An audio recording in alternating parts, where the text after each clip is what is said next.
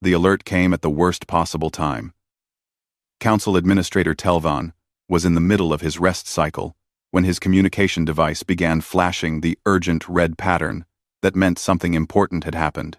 He pulled himself up from his sleeping platform and touched the device with one of his 4 manipulator limbs.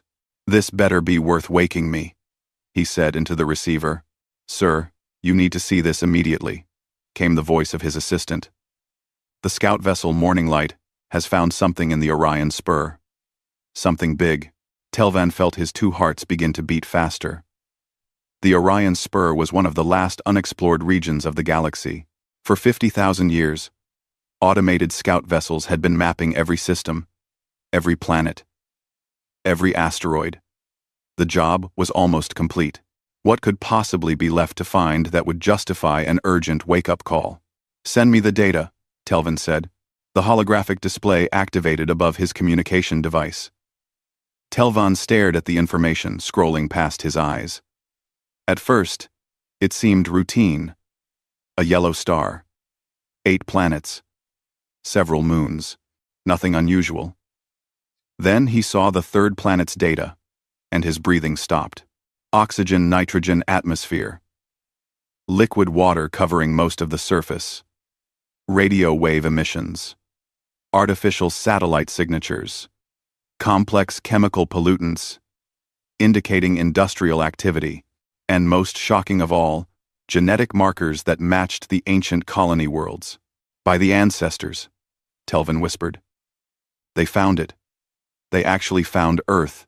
Within 2 standard hours, Telvan stood before the full Galactic Council. The chamber was enormous, designed to hold representatives from 800 member species.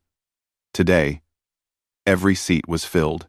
News of the discovery had spread through the communication networks like wildfire. Everyone wanted to know if the legends were true. Council Speaker Moravith called the session to order. She was a Velnari, a species known for their patience and wisdom. She had held her position for 300 years, longer than most species lived. Her voice carried the weight of authority. "Administrator Telvan has called this emergency session," Moravith announced. "He claims the scout vessel has found the mythical homeworld of humanity. We will now review the evidence." End quote. Telvan stepped forward and activated the main display. The image of Earth appeared, floating above the council floor. It was a beautiful planet, covered in blue oceans and white clouds. Green and brown continents were visible beneath the atmospheric layer. "This is the planet the ancient records call Earth," Telvan began. "Located in the Orion Spur, exactly where the old maps suggested it would be. Our automated probe has been observing the planet for 3 standard days. What we have discovered is both amazing and disturbing." He brought up the next set of images. Cities glowed on the night side of the planet. Vast agricultural areas covered the continents. Ships moved across the oceans. Aircraft flew through the atmosphere. "The planet is inhabited," Telvan continued, "by humans. Billions of them. They have developed a technological civilization without any contact with the galactic community. They have discovered electricity, built computers, developed chemical rockets, and achieved nuclear fission." A wave of shocked sounds filled the chamber. Representatives turned to each other, speaking rapidly in dozens of different languages. The translation systems worked overtime to keep up with the sudden explosion of conversation. "Impossible," someone shouted from the upper levels. "No species develops that quickly without guidance." "The evidence is clear," Telvan replied. He brought up more data. "We have performed genetic analysis on biological samples collected by the probe's remote systems. The humans of Earth are genetically identical to the populations of 47 established colony worlds. There is no doubt. This is the source world." Moravith raised one of her long arms, calling for silence. The chamber gradually quieted. "If this is true," she said slowly, "then we face an unprecedented situation. According to our historical records, the ancient humans fled Earth approximately 70,000 years ago. They seeded colony worlds throughout this region of the galaxy and then vanished. We assumed they had destroyed themselves or fallen victim to some catastrophe. But now, you tell us they survived on their homeworld? Not only survived, Telvan said. They thrived. They rebuilt. And they did it completely alone. With no memory of their time among the stars. A Kazathi delegate stood up. The Kazathi were a warrior species, large and covered in thick scales. Their voice was deep and intimidating. What weapons do they possess? The Kazathi asked. Are they a threat? Telvan hesitated. They have nuclear weapons. Thousands of them. Enough to destroy all life on their planet several times over. The chamber erupted again. Nuclear weapons were strictly controlled in galactic space. Only a handful of species were permitted to maintain them, and only under the most careful supervision. The idea that an unknown species had developed them independently was terrifying to many of the delegates.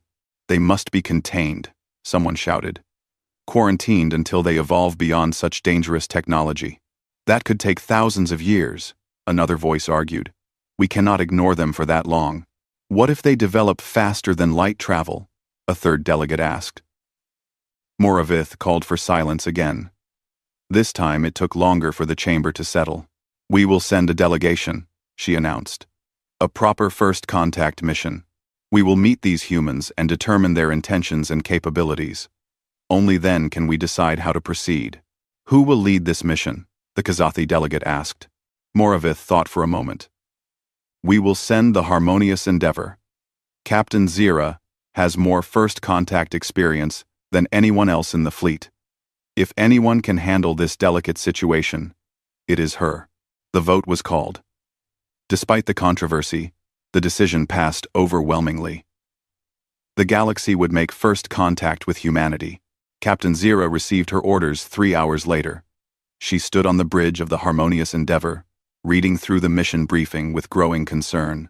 The ship was the finest first contact vessel in the fleet, equipped with the most advanced communication systems and cultural databases. Her crew represented 12 different species, each chosen for their diplomatic skills and ability to work together. This is going to be complicated, her first officer said. He was a Trinali, a species known for their analytical thinking. Humans are unpredictable, according to the historical records. All species are unpredictable when you first meet them, Zira replied. She was a Velnari, like Speaker Moravith, though much younger. She had conducted first contact with 43 species during her career. Each one had been unique. Each one had taught her something new, but this was different. This was not a newly evolved species taking their first steps toward civilization. This was an ancient species that had once traveled the stars, lost everything, and rebuilt from nothing. What would they be like after 70,000 years of isolation? Set course for Earth, Zira ordered. Maximum speed. And broadcast our intentions on all frequencies. I want them to know we are coming in peace. The journey took 6 standard days. During that time, Zira and her crew studied everything they could find about ancient humanity. The records were incomplete, pieced together from archaeological sites on dozens of worlds. They painted a picture of a species that was creative, aggressive, curious, and surprisingly emotional. One record described how ancient humans had formed strong bonds with other species, treating them as family, even when there was no genetic connection. Another told of human merchants who would travel for months to deliver a single package to a friend. There were stories of human warriors who refused to retreat even when victory was impossible, and human scientists who would dedicate their entire lives to solving a single problem. They sound exhausting, the communications officer said after reading through the files. They sound interesting, Zira corrected. Remember, these are our colleagues' ancestors. The colony worlds were founded by these people. Treat this mission with the respect it deserves. As they approached Earth's solar system, the sensors began picking up more detailed information. The planet was even more developed than the initial probe had suggested. Thousands of satellites orbited the world. Space stations circled in various orbital paths. There were even signs of activity on Earth's moon, though no permanent settlements. They have been busy, the tactical officer observed. Then something unexpected happened. A proximity alarm sounded.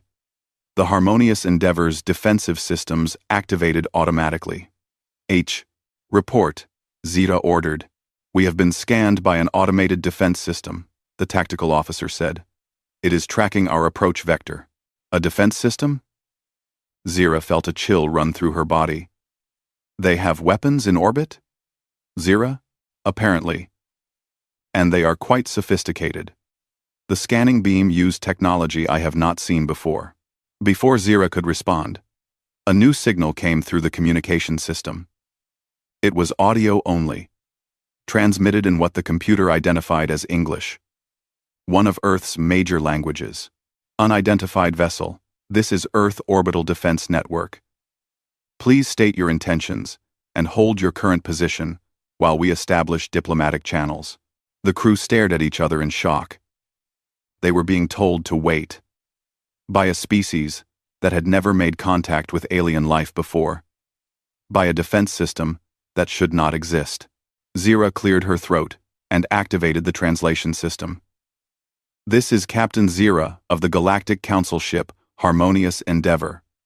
We come in peace to establish first contact with the people of Earth. We will hold position as requested. There was a pause. Then the voice came back, sounding almost cheerful. Acknowledged, Harmonious Endeavor. Please stand by. We are waking up some people who are going to be very excited to talk to you. This might take a few minutes. Can we offer you anything while you wait? Do you need any assistance with your ship systems? Zeta looked at her crew. They all seemed as confused as she felt. In all her years of first contact, no species had ever asked if she needed anything before they even met. No assistance is necessary, Zeta replied. We will wait. Great. Someone will be with you shortly. Welcome to Earth's neighborhood. The communication cut off. Zeta sat down in her command chair, feeling slightly dizzy. What just happened? The first officer asked. I have no idea, Zeta admitted. While they waited, more and more human ships appeared on the sensors. Small craft, probably meant for local orbital work, larger vessels that might be cargo carriers. Everything moved with purpose and coordination, following traffic patterns that suggested a well-organized space infrastructure. How long have they been spacefaring? Someone asked. The computer provided the answer. Based on historical radio transmissions, humans achieved their first successful orbital flight approximately 100 years ago. 100 years? Zeta repeated. And they have built all of this in 100 years? The science officer checked the data twice to make sure it was correct. That appears to be accurate, Captain. Zeta felt a strange mixture of emotions. Humans had gone from their first orbital flight to a complex network of satellites, stations, and defense systems in just 1 century. That was impossibly fast. Most species took at least 1,000 years to achieve similar development. Across the galaxy, billions of beings watched the live transmission of the event. Every news network carried the story. Every social platform discussed it. First contact with Earth was the biggest event in living memory. On the colony worlds founded by ancient humans, people watched with special interest. These were their distant ancestors, their genetic cousins. What would they be like? Would they remember the old ways? Would they claim kinship with the colonies? In government chambers on 1,000 worlds, officials worried about the implications. If Earth was the legitimate homeworld of 47 colony populations, did that give them special legal status? Could they make territorial claims? Would the old treaties still apply? But most people just felt excited. After 50,000 years of searching, the source of one of the galaxy's greatest mysteries had been found. The humans of Earth had survived, thrived, and built something remarkable. Now everyone would finally get to meet them. On the bridge of the Harmonious Endeavor, Captain Zeta waited. She had no idea what to expect when the humans finally responded. She had no way of knowing that nothing in her extensive first contact training had prepared her for what was about to happen. The humans were about to introduce themselves to the galaxy. and the galaxy would never be the same. The wait lasted exactly 47 minutes. Captain Zira spent that time reviewing first contact protocols and trying to calm her nervous crew. Every few minutes, someone would report another human vessel moving into position around them. Not threatening positions, just observing. It was like being watched by curious children. Finally, the communication system activated again. This time, a video feed accompanied the audio. A human face appeared on the screen. It was a female. Zira thought. Based on the ancient records, she had dark skin and short black hair. Her face showed the kind of expression the database identified as a smile. Captain Zira, hello. My name is Ambassador Chen Wei. I apologize for the delay. Your arrival was a bit unexpected, and we needed to coordinate with multiple governments. I hope you understand. Zira noticed something odd. The human was speaking English, but she seemed to understand that the harmonious endeavor had translation systems. She spoke slowly and clearly, pausing between sentences to allow for processing time. Ambassador Chen, thank you for responding, Zira said. We understand that our arrival must be shocking. We come with peaceful intentions to establish diplomatic relations with your people. Well, you have certainly made our year interesting, Chen replied, her smile growing wider. We have been hoping for this day for a long time. We always suspected we were not alone in the universe. But having you show up in our orbit is still quite amazing. Would you like to come aboard our station? We have prepared a reception area that should accommodate your crew's needs. A reception? Zira was confused. You have prepared facilities for us already? Zero. We have been monitoring your approach for the past 2 days, Chen explained. We used that time to set up a proper meeting space. We were not sure what environmental conditions you might need, so we created several different chambers with adjustable atmospheres, gravity, and temperature. We also prepared food and refreshments, though we admit we have no idea what you eat. We just made as many options as possible and figured you could tell us what works. Zira glanced at her first officer. He looked as surprised as she felt. In her experience, newly contacted species were either terrified or aggressive when first encountering aliens. None had ever prepared a reception with multiple environmental chambers and food options. That is very thoughtful, Zira said carefully. We accept your invitation. Please transmit docking coordinates. Transmitting now. And Captain, please let us know if you need anything at all. We want to make sure you are comfortable. The coordinates arrived, directing them to a large space station in high orbit. As the harmonious endeavor approached, Zira got a better look at the structure. It was not a military installation or a government facility. According to the identification beacon, it belonged to something called Stellar Horizons Corporation. A corporation, the first officer said. Private individuals own this station? Apparently, Zira replied. The concept was strange. In most civilized societies, space infrastructure was controlled by governments or collective organizations. The idea that individuals could own orbital facilities was unusual. The docking procedure went smoothly. Human technicians guided them in with professional efficiency. When the airlock finally opened, Ambassador Chen was waiting on the other side, along with a dozen other humans. Zira stepped through first, followed by her crew. She stood nearly 2 meters tall, with 4 arms and pale blue skin. Her first officer was even more unusual looking, with multiple sensory organs and a body shape that humans would find very alien. Behind them came representatives from 10 other species, each with their own unique biology. The humans stared. Zira had expected that. But what she had not expected was the look of pure excitement on their faces. Several of them were smiling so widely, it looked almost painful. One young male human was actually bouncing slightly on his feet. This is incredible, Chen said, extending one hand in the traditional human greeting gesture. Welcome to Stellar Horizons Station. Welcome to Earth's neighborhood. Welcome to what we hope will be the beginning of a beautiful friendship.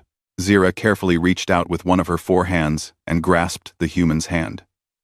Chen's grip was firm but not aggressive. Warm. The physical contact felt surprisingly natural. "Thank you for receiving us," Zira said. "The pleasure is entirely ours," Chen replied. "Please, follow me. We have set up a reception hall. I apologize if anything seems strange. We have only seen aliens in our movies and television shows before, so we are working from imagination rather than experience." As they walked through the station corridors, Zira observed everything carefully. The station was clean and well-maintained. Humans moved through the corridors with purpose, but many stopped to stare at the alien visitors. Some waved. Others held up devices that appeared to be cameras, recording the moment. "Are they not afraid?" Zira asked quietly. "Afraid?" Chen looked confused. "Why would we be afraid? You traveled across the galaxy to meet us peacefully. That seems like something to celebrate, not fear." They entered a large chamber that had been converted into a reception hall. Tables were arranged around the room, covered with food and drinks. The environmental systems had been modified to create several different atmospheric zones, each marked with clear signage. Chairs and platforms of various sizes and shapes were scattered throughout the space.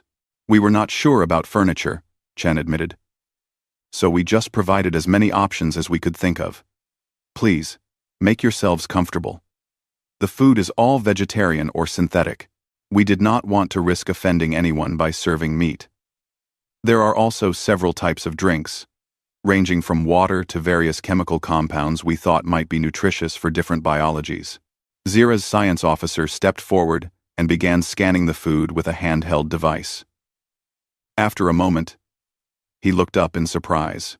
"This is safe," he said. "At least for most of our species.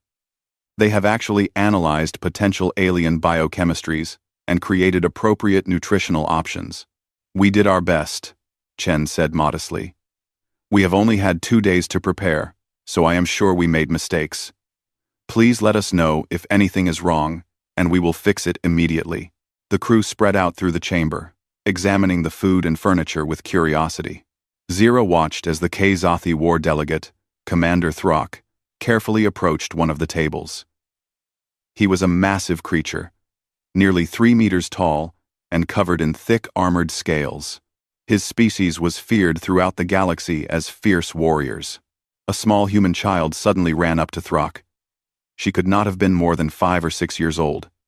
She stopped directly in front of the enormous alien and looked up at him with wide eyes. "Are you a dragon?" the child asked. Throck stared down at the small creature. He had fought in wars. He had commanded fleets.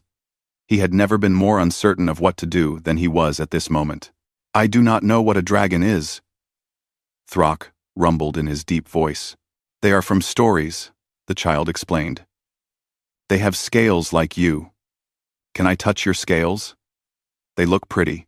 A female human rushed over and grabbed the child's hand. "May, you cannot just run up to people and ask to touch them." "I am so sorry," she said to Throck. "She is at that age where everything is interesting, and nothing is dangerous." "You do not punish her for approaching me?" Throck asked. "Punish her?" The woman looked confused. "She is curious. Curiosity should be encouraged, not punished. Though maybe with better manners." Throck knelt down slowly, bringing his massive head closer to the child's level. "You may touch my scales," he said softly, "but carefully. They are sharp." The child reached out with tiny fingers and gently touched the scales on Throck's arm. Her face lit up with joy. "They are smooth and warm," she said. "Thank you, Mr. Dragon." Throck felt something unfamiliar stirring in his chest. He realized with shock that he found this small, fragile creature delightful. Across the room, other interactions were happening.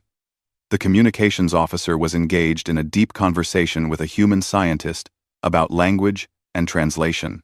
The medical officer was comparing notes with a human doctor about different biological systems. The engineer was admiring the station's life support systems with a human technician. Ambassador Chen approached Zira with 2 glasses in her hands. "I thought you might like to try this," Chen said, offering one of the glasses. "It is a drink we call tea. Very mild. Our analysis suggested it should be safe for your biology. But please scan it first, if you prefer." Zira took the glass and carefully tasted the liquid. It was warm, and had a subtle flavor that was actually quite pleasant. "This is good," Zira said. "I am glad," Chen replied. She took a sip of her own tea. "Captain, I should probably explain something about how we do things here on Earth. We are not a unified government. We have 197 different nations, each with its own laws and customs. It makes things complicated sometimes." "You are not unified?" Zira was shocked. "How do you make decisions? How do you manage resources?" "With difficulty," Chen admitted with a laugh. "We argue a lot. We have different ideas about how things should work. But we also cooperate when it matters. The United Nations is our attempt at a global organization. It is not perfect, but it helps us work together. This is highly unusual," Zira said. "Most species unify their governments before achieving space travel. We have never been very good at doing things the usual way," Chen said. "But it works for us. Or at least, it works well enough. Now, I should warn you that when news of your arrival becomes public, you are going to receive a lot of attention. Humans are very curious, and there are a lot of us.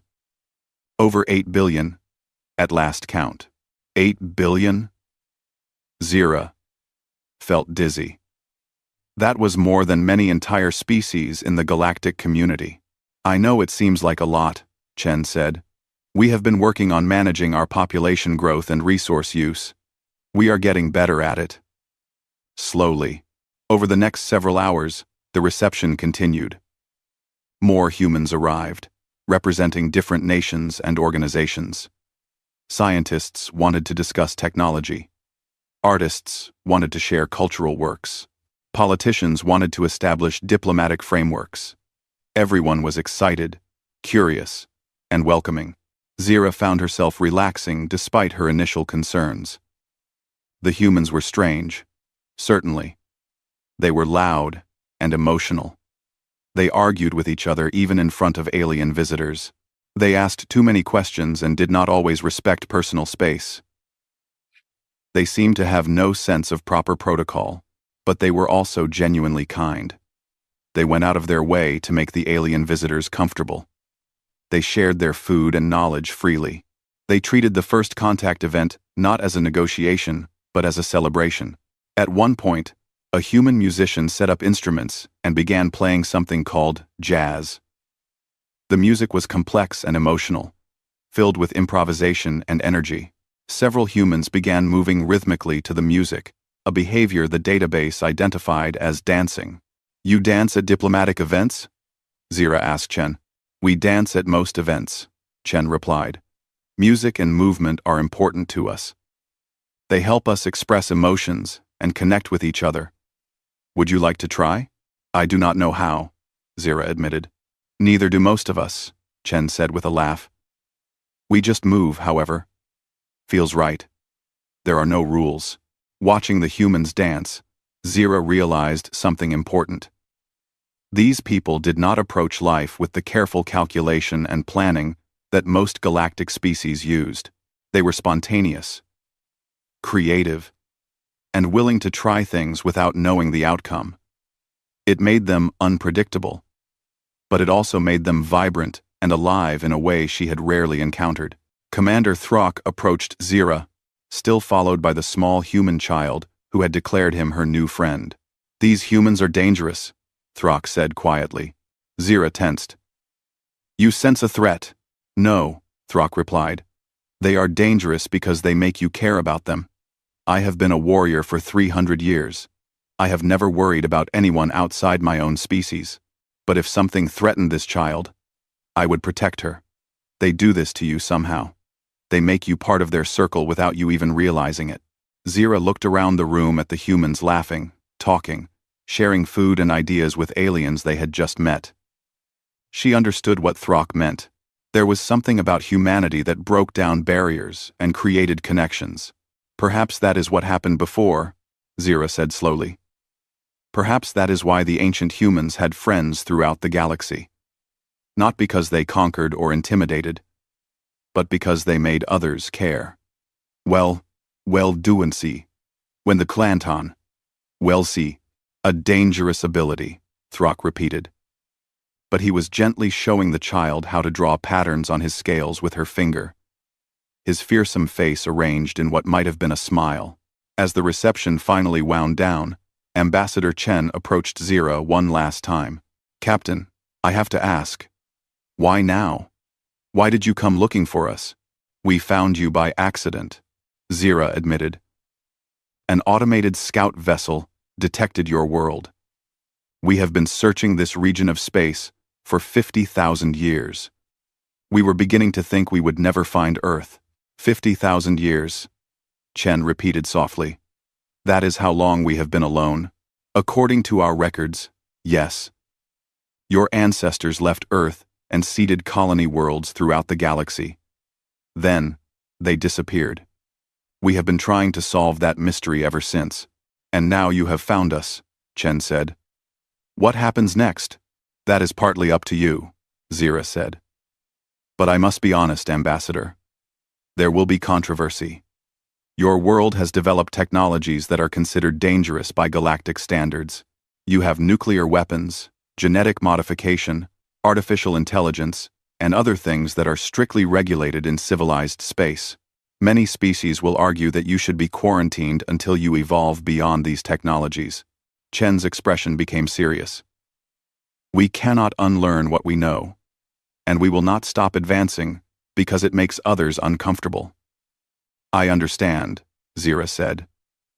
But you should also understand that Earth is not just any world. If you are the source world for the colony populations, you may have legal claims to territories spanning a quarter of the galaxy. That will make many people very nervous. We are not interested in claiming other people's worlds, Chen said firmly. Those colonies have been independent for thousands of years. They are their own civilizations now. But we would like to meet them. Our cousins in the stars. Our family. Zira felt that strange warmth again. The humans saw the galaxy not as a place to conquer or exploit, but as a place to find family. I will make sure the Council knows that, Zira promised. And Ambassador, thank you. This has been the most unusual first contact of my career, but also the most pleasant. Thank you for coming to visit, Chen replied. And Captain, please tell the galaxy something for us. Tell them that Earth is ready to share, ready to learn, ready to be part of something bigger. As the Harmonious Endeavor undocked from the station and began transmitting its report back to the Galactic Council, billions of beings throughout the galaxy processed what they had witnessed. The humans had welcomed the aliens like old friends. They had shared freely, asked for nothing in return, and expressed only joy at making contact. It was not what anyone had expected, but it was exactly what the galaxy needed. The Galactic Council chamber was in chaos. Representatives from 800 member species shouted, argued, and demanded to be heard. Speaker Moravith had given up trying to maintain order. She simply sat in her elevated chair and waited for the noise to die down naturally. Captain Zira's report had been delivered 3 days ago. Since then, the galaxy had talked about nothing except Earth and its human inhabitants. Every news network ran constant coverage. Every social platform overflowed with opinions, theories, and arguments. The arrival of humanity had divided the galaxy in ways nothing had for thousands of years. Finally, the chamber grew quiet enough for Moravith to speak. We will now hear arguments regarding Earth's application for Galactic Council membership, she announced. Representative Kulan, of the Preservation faction, will speak first. A tall, thin alien rose from his seat. The Kulani were an old species, conservative and cautious. They had been members of the Council for nearly 10,000 years. Thank you, Speaker, Kulan said. His voice was cold and precise. I will be brief. Earth cannot be granted Council membership. The reasons are obvious to anyone who has reviewed the evidence. He activated a holographic display. Images of nuclear explosions filled the air above the chamber floor. The humans possess weapons capable of destroying all life on their planet, Kulan continued. They have tested these weapons hundreds of times. They currently maintain stockpiles that could end their civilization within hours.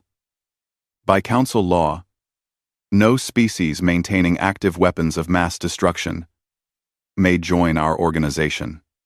Quote, Number 1. Murmurs of agreement rippled through the chamber. Many species had lived through wars in their past. They understood the danger of nuclear weapons. The galaxy had banned their use 15,000 years ago, after the Kelnar species nearly destroyed themselves in atomic fire. Furthermore, Kulan said, bringing up new images, humans engage in genetic modification of their own species. They create artificial intelligences without proper safeguards. They pollute their atmosphere with industrial waste. They maintain separate nation-states that compete for resources rather than cooperating. They display aggression, territorial behavior, and emotional instability. They are, by every measure we use, not ready for membership. They are also our ancestors, a new voice called out. Representative Mira of the Proxima colony stood up. She was human, or at least descended from humans. Her people had been settled on Proxima Centauri b for 40,000 years. They had evolved differently in that time, adapted to their new world. But the genetic connection to Earth was undeniable. May I speak, Speaker? Mira asked. Moravith nodded. You may. At R. Mira stepped forward, facing the chamber. My people have waited 40,000 years to find our homeworld. Now it has been found. And some of you want to deny it membership because it does not meet your standards. But let me ask you something. How many of your species had unified governments when they achieved spaceflight? How many of you had completely eliminated weapons from your societies? How many of you had perfect environmental records? She looked around the chamber, meeting eyes with dozens of representatives. None of you, Mira continued. Every species here had to grow, to learn, to make mistakes and overcome them. You were given that chance. Why should Earth be denied the same opportunity? Because they are dangerous, Kulan shot back. They have the capacity to disrupt galactic peace, or they have the capacity to greatly improve it, Mira replied. Have any of you actually watched the full recordings from Captain Zira's visit? I have. I watched humans welcome complete strangers with kindness and generosity. I watched them go out of their way to make aliens comfortable. I watched a Kazathi war commander become friends with a human child. When have any of you seen anything like that? More murmurs spread through the chamber. But the tone had shifted. Some representatives were nodding thoughtfully. The humans are imperfect, Mira said. They are chaotic and emotional. They do not follow our rules because they do not know our rules. But they are also creative, adaptable, and compassionate. They are exactly what this galaxy needs. 2. Cool. What we need is stability, Kulan argued. Order. Safety. Not chaos. Introduced by a species that barely understands its own technology. The debate continued for hours. Arguments flew back and forth across the chamber. Some representatives supported Earth's membership. Others demanded quarantine. Still others suggested waiting periods, probationary status, or various forms of limited contact. Outside the council chamber, the galaxy remained transfixed by Earth. Human broadcasts had begun flooding the galactic communication networks. At first, there had been concerns about cultural contamination. Strict protocols normally limited information exchange with newly contacted species until they were properly integrated. But humans did not wait for protocols. They transmitted everything. Music, movies, television shows, scientific papers, news broadcasts, educational content, comedy, drama, documentaries about nature and history and culture. Within days, Human content was everywhere, and the galaxy could not stop consuming it. A human musical group called The Beatles topped the entertainment charts on 40 worlds. Their simple melodies and emotional lyrics resonated with species that had never heard Earth music before. Critics called it primitive and unsophisticated. But billions of beings downloaded their songs anyway. Human movies became instant sensations. Stories about heroes and villains, love and loss, adventure and discovery. Aliens watched human actors express emotions with their faces and bodies, a form of communication that most species had lost or never developed. It was fascinating, but it was the human news broadcasts that caused the most controversy. Humans did not hide their problems from the galaxy. They showed wars, poverty, disease, environmental destruction. They broadcast their failures alongside their successes. They argued with each other in public, showing disagreements and conflicts without shame. It is undignified, Kulan told anyone who would listen. They expose their weaknesses for all to see. They have no concept of proper image management, but others found it refreshing. Most galactic species carefully curated their public images, showing only their best achievements. Humans showed everything, good and bad. It made them seem more real, more honest. A human philosopher appeared on a major interview network. Her name was Dr. Sarah Martinez, and she taught ethics at something called Harvard University. The alien host asked her about humanity's violent history. "We are not proud of our wars," Dr. Martinez said calmly. "But we do not hide from them either. Every species has darkness in its past. The question is not whether you have made mistakes, but whether you learn from them and try to be better. But you still maintain weapons," the host pressed. "You still have conflicts." "Mayor." "Yes, Doctor," Martinez admitted. "We are not perfect. We probably never will be perfect. But we keep trying. Every generation works to be a little bit better than the last. That is all any species can do." The interview was downloaded 17 billion times in the first day. Dr. Martinez's words were quoted on social platforms across the galaxy. Some dismissed her arguments as naive. Others found them inspiring. The human internet became accessible to the galaxy. It was a chaotic mess of information, misinformation, arguments, jokes, cat videos, and passionate discussions about everything imaginable. Most galactic networks were carefully organized and moderated. The human internet was wild and uncontrolled. "It is like looking into their collective mind," one researcher observed. "And their minds are very, very strange." Alien psychologists had field days analyzing human behavior. Humans formed strong emotional attachments to animals of other species, treating them as family members. Humans would spend enormous resources to save a single individual, even when it was not logical. Humans created art about concepts like death, loss, and suffering, then called it beautiful. "They are obsessed with mortality," one psychologist wrote in a widely read paper. "They know they will die, and instead of being paralyzed by this knowledge, they use it as motivation to create meaning in their lives." It is simultaneously tragic and inspiring. Back in the council chamber, the debate had evolved. The question was no longer whether to make contact with Earth. That had already happened. Now, the question was, what to do about the 47 colony worlds. These worlds had been settled by ancient humans tens of thousands of years ago. They had evolved into their own distinct civilizations. But genetically, they were still human. If Earth was recognized as the official homeworld, what were the legal implications? They could claim shared governance. One representative worried. Earth could demand a say in the affairs of colonies that have been independent for millennia. Or the colonies could claim Earth resources, another argued. If we acknowledge the genetic connection, it opens up questions of inheritance and territorial rights. The colonial representatives gathered in a private session to discuss their position. They came from worlds throughout the galaxy, each with its own culture and government. But they all faced the same question. What did they owe to Earth?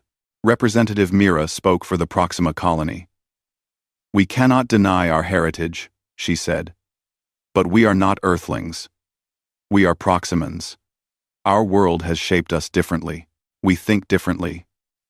Value different things. Organize our societies differently. Earth is our ancestor, but not our parent. Agreed, said the representative from Alpha Centauri. But should we help them? They are our genetic kin, after all. Help them do what? Asked the representative from Tau Ceti. By all accounts, they are doing fine on their own. Better than fine, actually. They have achieved in centuries what took us thousands of years. That is what worries me, Mira admitted. If Earth develops as quickly as it seems to be developing, within a few generations they will be more advanced than any of us. It was a sobering thought. Earth had gone from first orbital flight to complex space infrastructure in 100 years. At that rate, they would have faster-than-light travel within a century or two. Fusion power, exotic matter manipulation, quantum computers, all the technologies that had taken other species thousands of years to develop. Perhaps that is why the ancients left. Someone suggested quietly. Perhaps they saw the danger in humanity's rapid advancement and tried to slow it down by starting fresh on new worlds. If that was their goal, it failed, Mira said. We did not slow down. We just split up. And now Earth has caught up to us on its own. The colonial representatives finally agreed on a position. They would support Earth's membership, but with clear boundaries. Earth would be recognized as the source world, a position of honor and respect, but it would have no legal authority over the independent colonies. Each world would maintain its sovereignty. It was a reasonable compromise, but it still left the question of what to do about Earth's dangerous technologies. Commander Throck of the Kazathi had been quietly observing the debates. His species did not involve themselves in council politics often. They preferred action to words. But the human situation interested him. He stood up to speak, and the chamber fell silent. When a Kazathi spoke, others listened. I have been studying the humans, Throck said in his deep, rumbling voice. Not their technology or their politics. I have been studying their behavior. And I have learned something important. He activated his own holographic display. It showed footage from human history.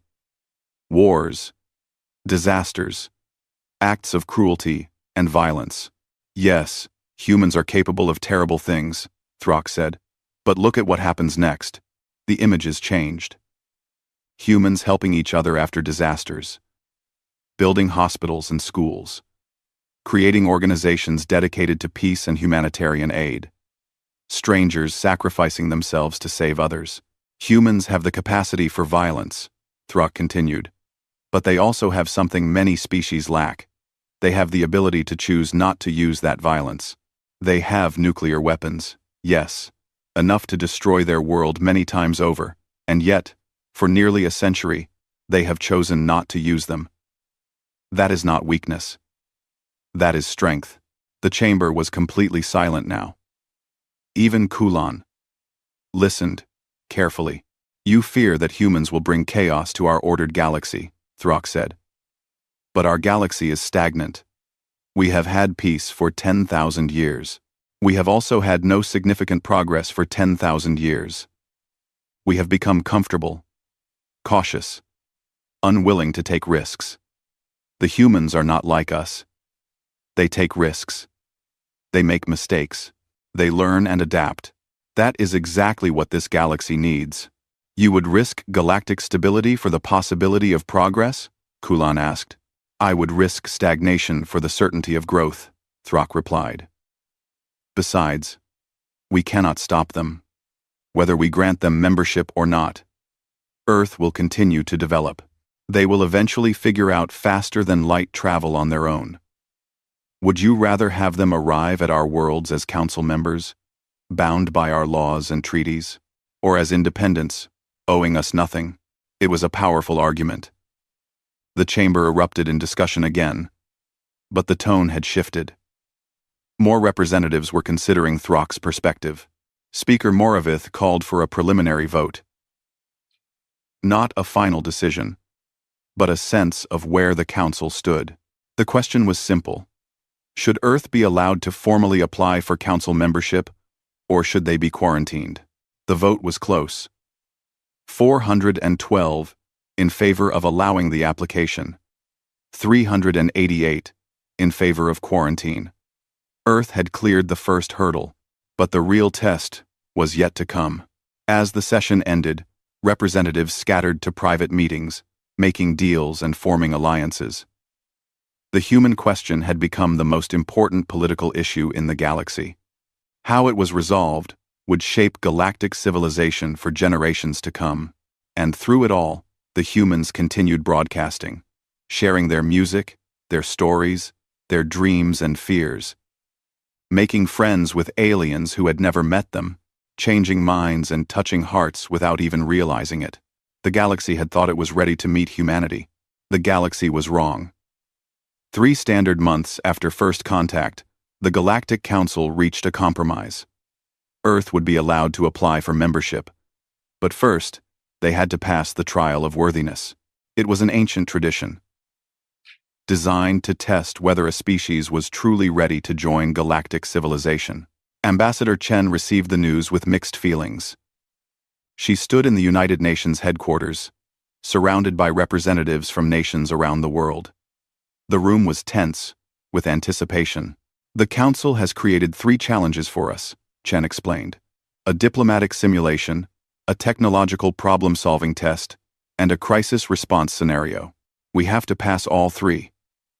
Most species take several decades to complete the trials.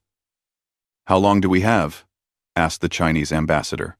As long as we need, Chen replied. But I suggest we start immediately. The galaxy is watching, and we need to show them what humanity can do. When can we begin? Asked the American representative. Chen smiled slightly. I already told Captain Zero we would start tomorrow. I hope that was not too presumptuous. The room erupted in surprised laughter. Typical human confidence, some thought. Others called it arrogance. But everyone agreed on one thing. They were not going to wait decades to prove themselves. The first test was the diplomatic simulation. Earth sent a team of 12 diplomats, representing different nations and cultures. They gathered in a holographic chamber aboard the Harmonious Endeavor, where they would face a simulated galactic crisis. The scenario was complex. 3 different species were competing for colonization rights to a resource-rich star system. Each species had legitimate claims. Each species needed the resources desperately. Tensions were rising toward violence. The human team had to negotiate a peaceful resolution that satisfied all parties. Captain Zira and a panel of council observers watched from an observation room. The simulation began. Within minutes, it was clear that something was wrong. The human diplomats were not following proper protocol. They interrupted each other. They raised their voices. They used something called humor in the middle of serious discussions. One diplomat from Brazil actually laughed when one of the simulated aliens made an unreasonable demand. This is a disaster, one observer whispered. They have no discipline, no sense of proper procedure. But Zero watched more carefully. Yes, the humans were breaking every rule of diplomatic conduct. But they were also making progress. When one simulated species demanded complete control of the system, the human from India immediately said, "That is ridiculous. And you know it. Let us talk about what you actually need, instead of what you are demanding." The direct approach shocked the simulation. Most species spent days building up to such statements, using careful language to avoid offense. The human just said it plainly. "We need the mineral resources," the simulated alien finally admitted. "Okay, so take the rocky planets," the human from Kenya suggested. "Let Species B have the gas giants for their atmospheric harvesting. Species C can have the asteroid belt for their manufacturing facilities. Everyone gets what they need. Nobody owns the whole system. See. End quote. That violates the principle of sovereign territory. Another simulated alien protested. So change the principle, the American diplomat said with a shrug. Make this a shared system with agreements about resource usage. Instead of ownership, we do it all the time on Earth. It is not perfect, but it works. The simulation ran for 6 hours. The human team never stopped arguing with each other. The diplomat from Russia disagreed vehemently with the diplomat from Japan about negotiation strategy. The diplomat from Nigeria got into a heated debate with the diplomat from France about resource distribution, but somehow, through all the chaos and noise, they reached an agreement. All 3 simulated species accepted a proposal for shared system governance. The result was unusual, broke several traditional protocols, and probably would never have emerged from a conventional diplomatic process. The observers reviewed the results in stunned silence. They failed, obviously, one observer said. They violated dozens of diplomatic protocols. They showed no respect for proper procedure, but they achieved the goal, Zira pointed out. They created a peaceful resolution that satisfied all parties. Is that not the point of diplomacy? Diplomacy is about process as much as results, the observer argued. Without proper protocol, we have chaos, or we have creativity, Zira suggested. Perhaps our protocols have become too rigid. Perhaps we focus so much on the proper way to say things that we forget to actually say them. The debate among the observers continued, but the result was entered into the record. The humans had completed the diplomatic simulation.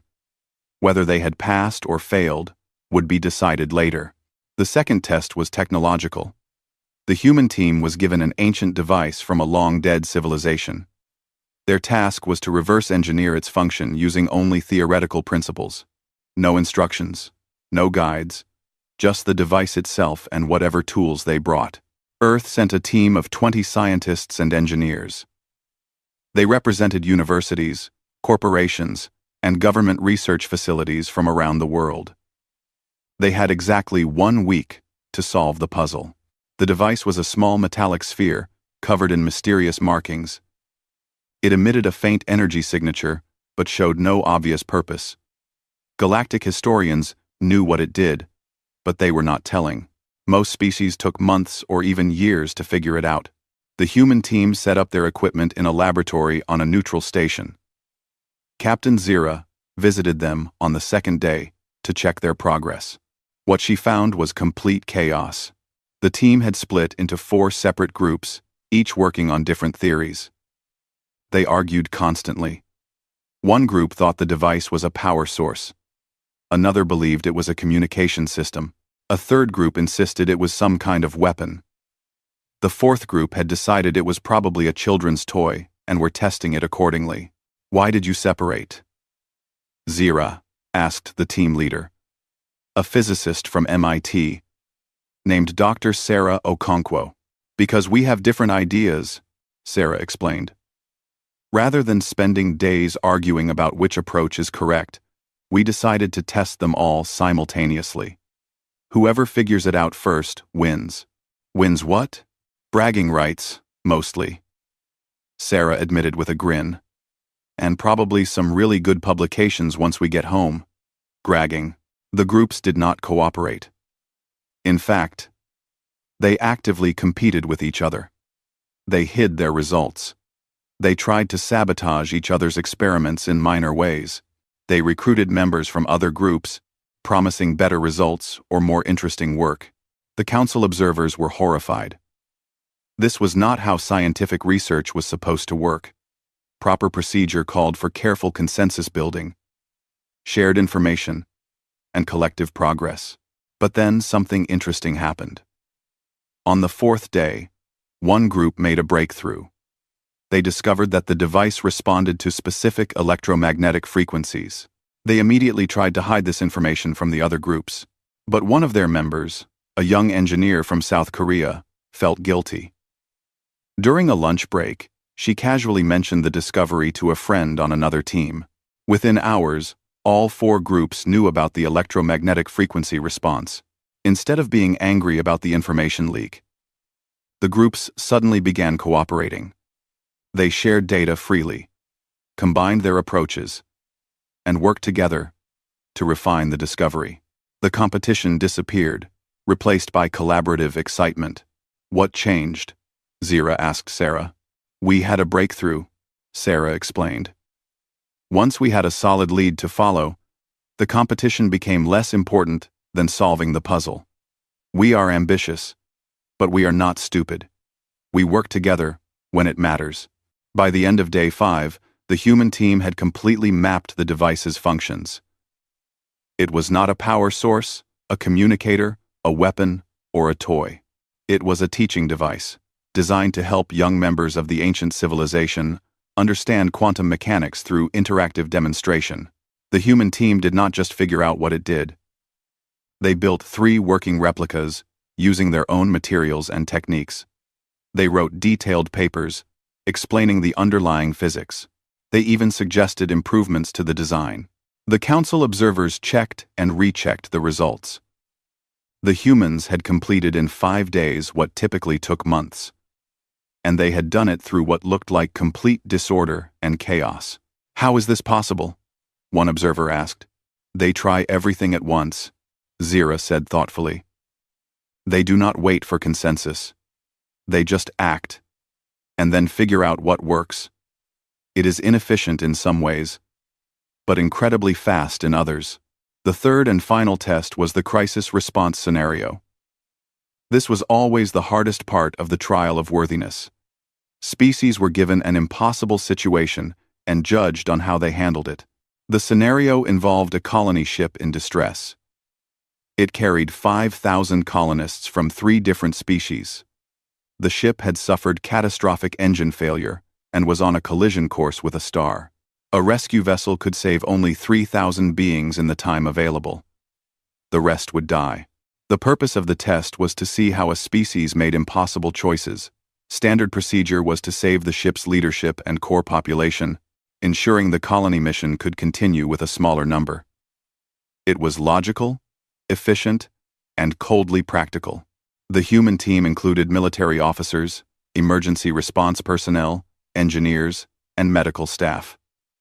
They had 12 hours to plan and execute a rescue operation.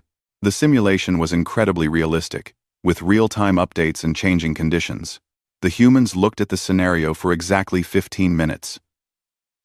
Then, they rejected the entire premise. We are not choosing who dies, said Admiral Chen Patel, a veteran of several natural disaster responses. We are saving everyone. Someone get me engineering specs on both vessels. The council observers tried to intervene.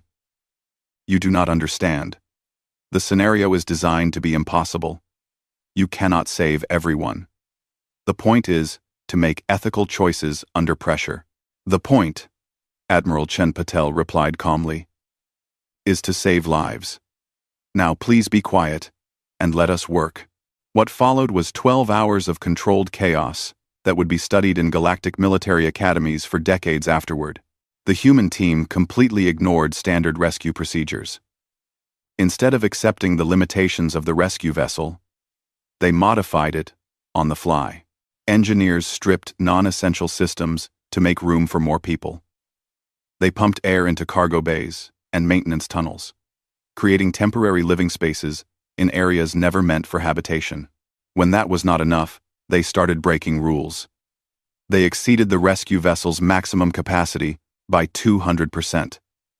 They disabled safety systems to squeeze more people into evacuation pods. They violated about 50 different regulations regarding ship operations. They are going to kill everyone, one observer predicted. Those modifications are not safe, but the humans were not done. They sent out an emergency broadcast on all frequencies, calling for any ships in the area to assist. 3 civilian vessels responded, including a cargo hauler and 2 private yachts.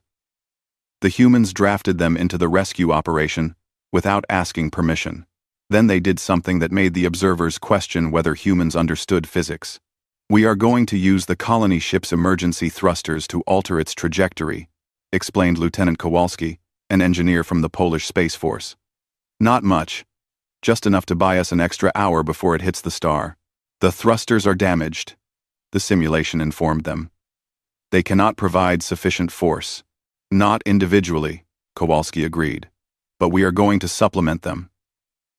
Every ship in the rescue fleet will attach and push together. Combined force should be enough. That is insane, an observer said.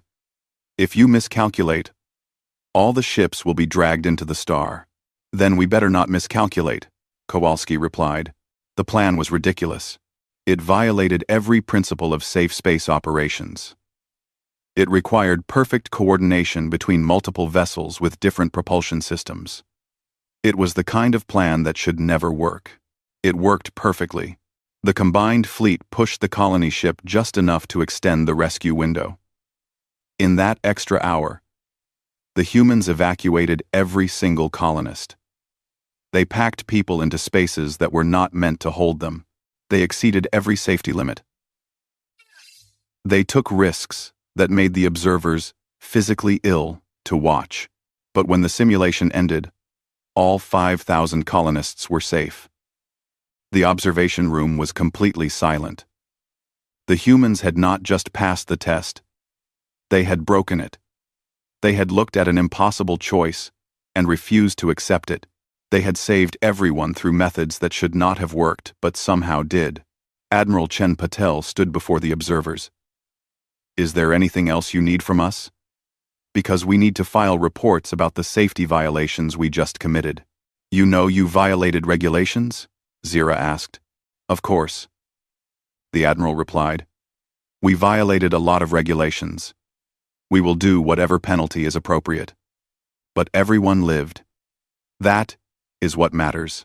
One of the observers, a species known for strict adherence to law and order, finally spoke. You saved everyone. You broke countless rules, risked multiple vessels, and endangered the entire rescue operation. But you saved everyone. I do not know whether to commend you or arrest you. Why not both? The Admiral suggested with a slight smile. Humans are good at holding two opposing ideas at the same time. Captain Zira compiled the results and sent them to the Galactic Council. Earth had completed all 3 trials. The methods were unorthodox. The execution was chaotic. The humans had broken rules, ignored protocols, and done things that should have been impossible. But they had succeeded. In every test, they had achieved the goal, even when the goal seemed impossible. The Council would now have to decide what that meant. Across the galaxy, beings watched the recordings of the trials.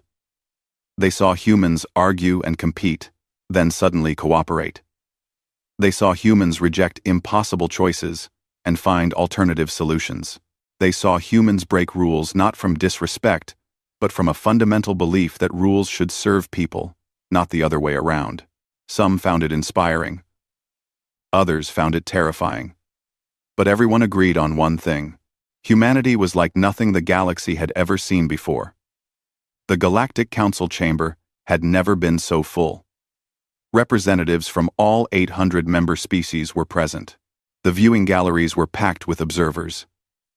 Outside, on 1,000 worlds, billions of beings watched live broadcasts of the proceedings. The question of Earth's membership had become the most important vote in galactic history. Speaker Moravith called the session to order. Her voice was calm, but Captain Zira, watching from the guest section, could see the tension in her posture. This vote would define Moravith's legacy as speaker. We gather to vote on Earth's application for Galactic Council membership, Moravith announced. The human delegation has completed the trial of worthiness. The results have been reviewed by all member species. We will now hear final arguments before the vote.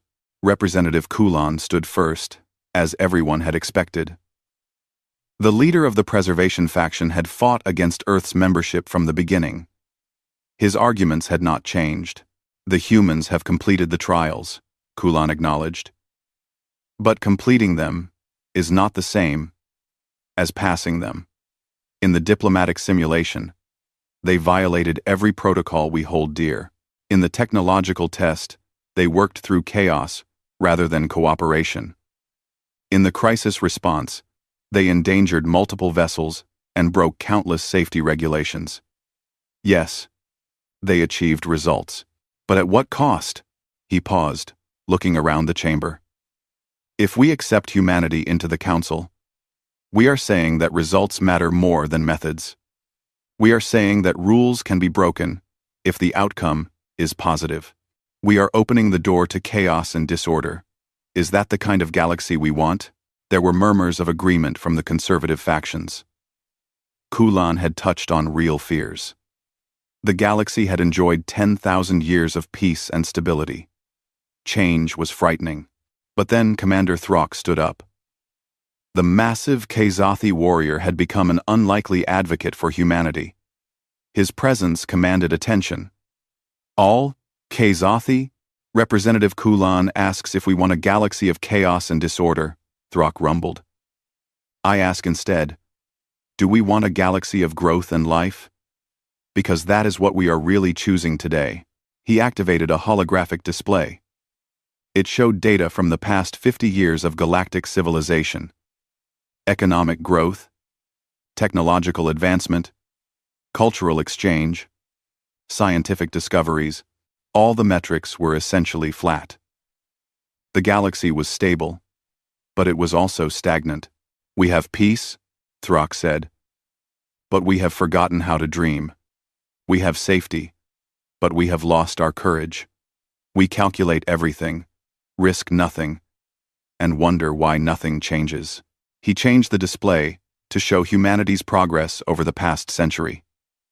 Technology, population, space infrastructure, scientific knowledge, all expanding at rates that seemed impossible. The humans completed in days what takes us years, Throck continued.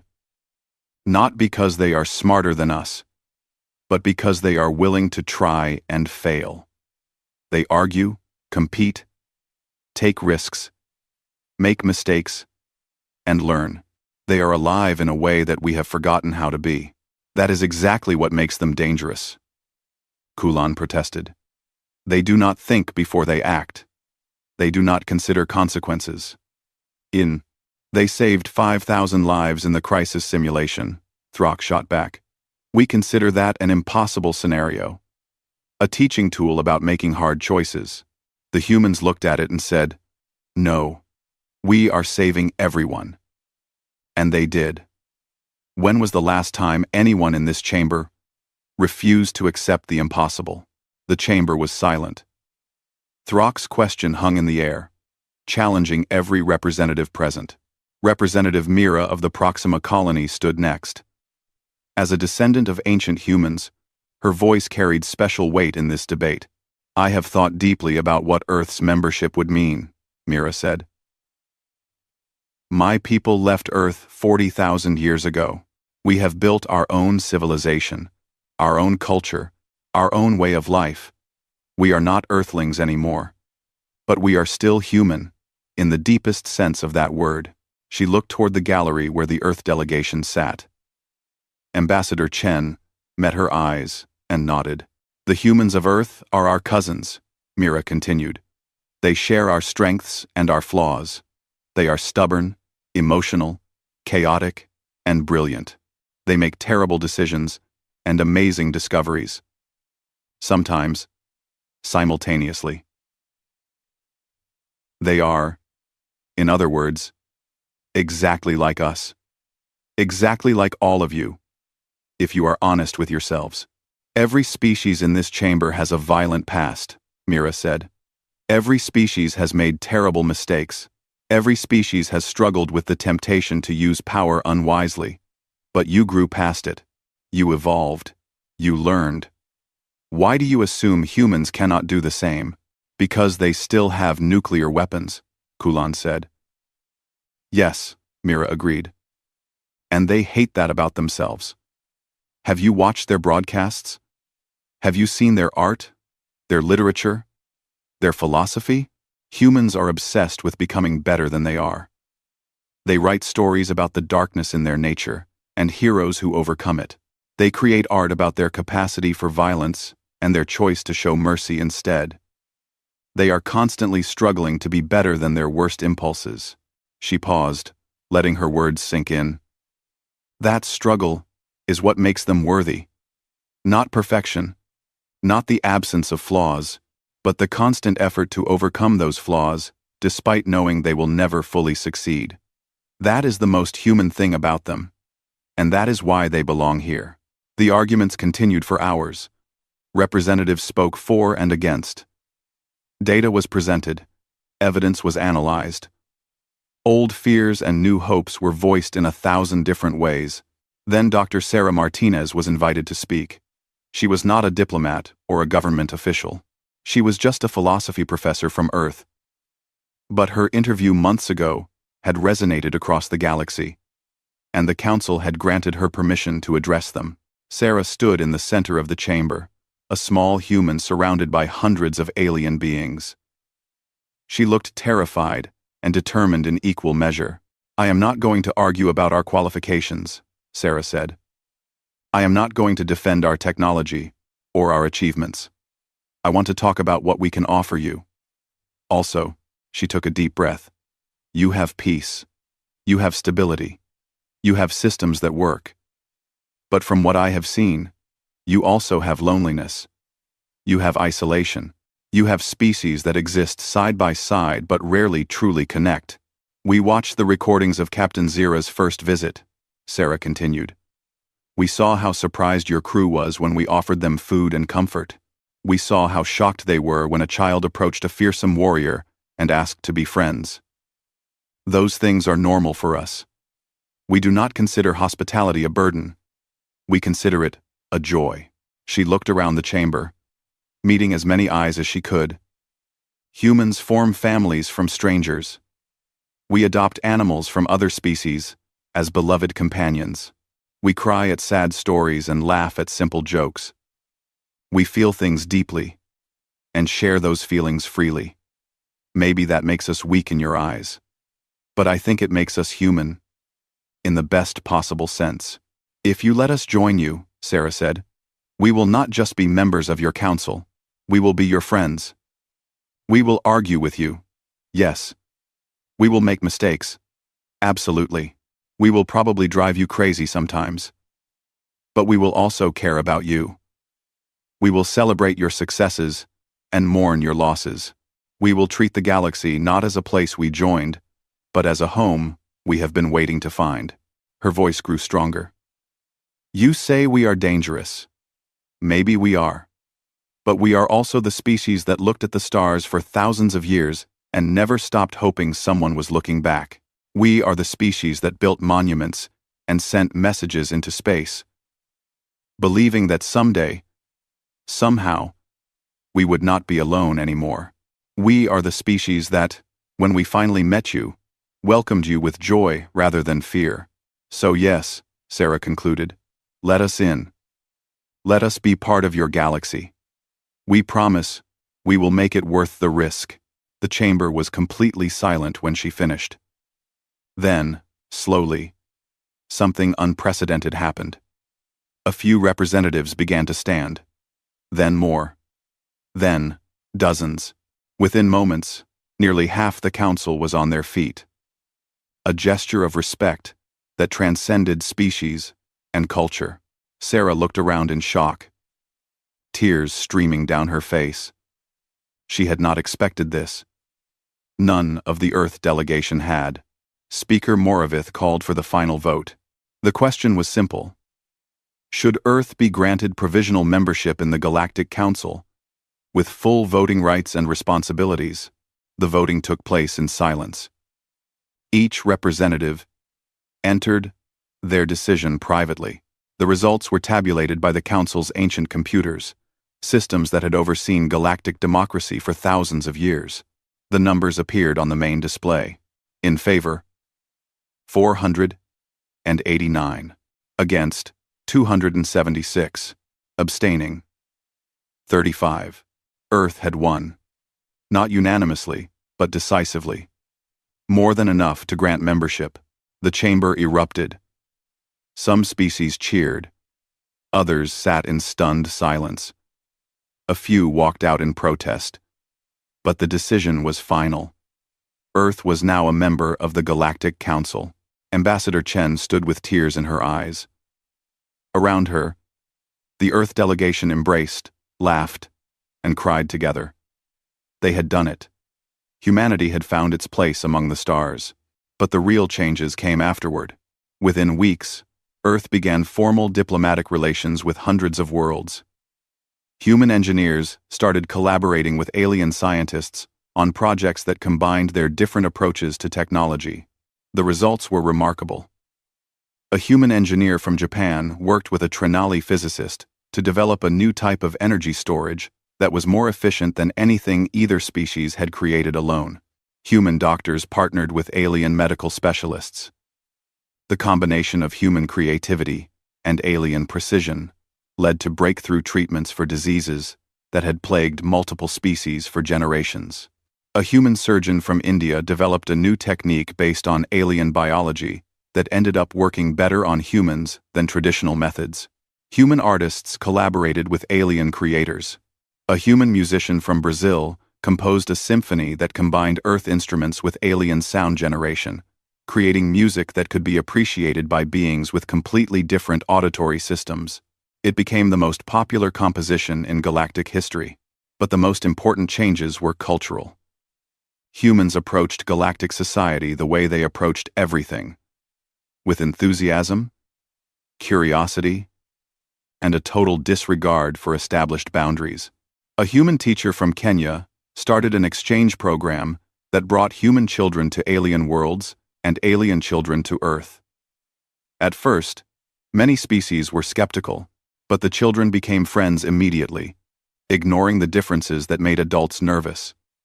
Within a generation, there were millions of these friendships spanning the galaxy. Human restaurants opened on alien worlds, serving Earth food to curious beings who had never tasted anything like it. Alien restaurants opened on Earth, introducing humans to thousands of new flavors and experiences. Food became a common language, a way to share culture without needing words. Human sports became popular across the galaxy. Soccer was particularly successful. Simple enough for almost any species to play, but complex enough to remain interesting. The first Galactic Soccer Championship drew teams from 200 worlds. The final game was watched by 50 billion beings. A team from Earth lost in the semi-finals, but nobody cared. The game itself was the victory. On Earth, alien culture flooded in just as fast.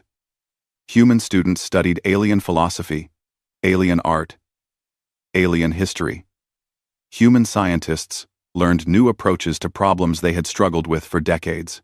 Human governments adopted some alien organizational techniques while keeping their own chaotic diversity. The colony worlds, Earth's long-separated cousins, began reconnecting with their homeworld. At first, the meetings were awkward. 40,000 years of separation had created very different cultures. But the genetic connection remained, and with it, a sense of shared identity. The Proxima colony sent a delegation to Earth. When they arrived, Representative Mira stood on Earth's surface for the first time and wept. "I am home," she whispered. "After 40,000 years, we have come home." But the relationship was not one-sided. Earth sent teachers, artists, and scientists to the colony worlds. They learned from their cousins as much as they taught. The exchange enriched both sides. 5 years after Earth's admission to the Council, Speaker Moravith attended a celebration on Earth.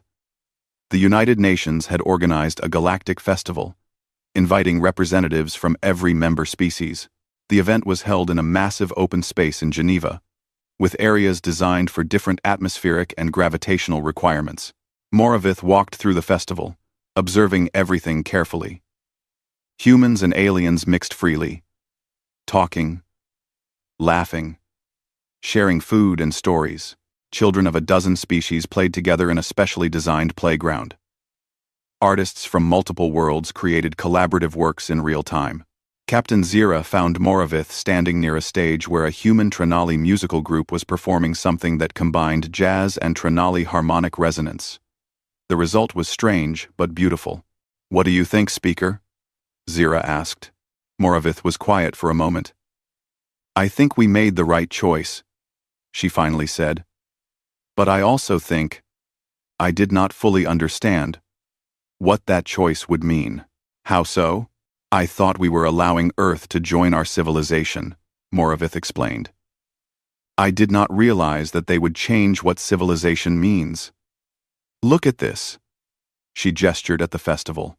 5 years ago, most species barely interacted outside of official council business. Now, they gather like this regularly. They are becoming friends, not just allies. Is that a problem? Zira asked. No, Moravith said softly. It is a miracle. We have been so careful, so cautious, so afraid of conflict that we forgot how to connect.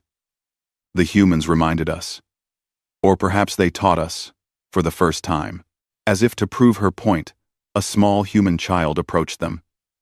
She could not have been more than 7 years old. She held a flower in her hand. One of Earth's native roses. Are you the speaker? The child asked. Moravith. End quote. End quote. End quote. End quote. I am, Moravith replied, kneeling down to the child's level. My teacher said you helped let us join the galaxy, the child said. Thank you. She offered the flower to Moravith. Moravith took the flower with trembling hands. You are welcome, little one. The child smiled and ran off to rejoin her friends, a group that included 2 Trenali children and what appeared to be a young Kazathi. Moravith stood up, still holding the flower. They do this, she said quietly. They just do this naturally. They see a stranger who helped them and give them a gift. They do not calculate the political implications or wonder about proper protocol. They just do it because it feels right. That is humanity, Zira agreed. For better and worse. Mostly better, Moravith said, surprising herself with the admission. 10 years after Earth's admission, the Galactic Council commissioned a study on humanity's impact on galactic civilization. The results were astonishing. Economic growth had increased by 40% across all member species. Technological advancement had accelerated dramatically. Cultural exchange had reached levels not seen in 10,000 years. Most surprisingly, reported happiness and life satisfaction had increased significantly across multiple species. The study concluded with a statement that became famous. Humanity did not join our civilization. They reminded us how to be civilized. Not everyone was happy with the changes. The preservation faction still argued that humanity moved too fast, took too many risks, and disrupted established order. They were not entirely wrong. Humans did cause problems. They pushed boundaries, questioned traditions, and made mistakes. But they also apologized when they were wrong. They learned from their mistakes. They adapted and grew, and they inspired others to do the same. Commander Throck, the Kazathi warrior who had advocated for humanity from the beginning, wrote a book about his experiences.